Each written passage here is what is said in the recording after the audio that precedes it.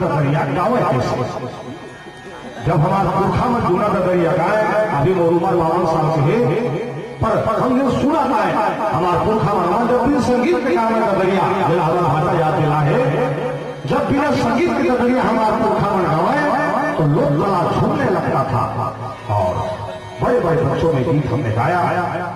सुनिए जूना दरिया कैसे गाते थे हमारे सियान। पहले जाला के देवरा राजा बोले जवान देवी हुई, पहले जाला के देवरा मेरा चावले जवान देवी हो। भाठा के गोरी लोग नहीं हेरे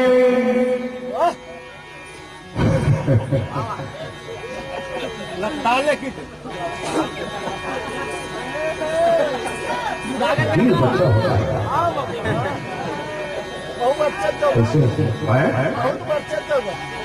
चाहे बच्चा हंसा मैं बच्चा नहीं हूँ, 52 साल ज्यादा थोड़ा अभी तो सही सही समय में ही जवानी आई,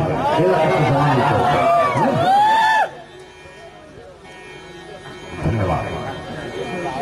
भाठा के गोरी लोग नहीं हेरे, फूल का के धोखा नहीं बोले जवान दे हो, पहले जवान दे देवरा मेरा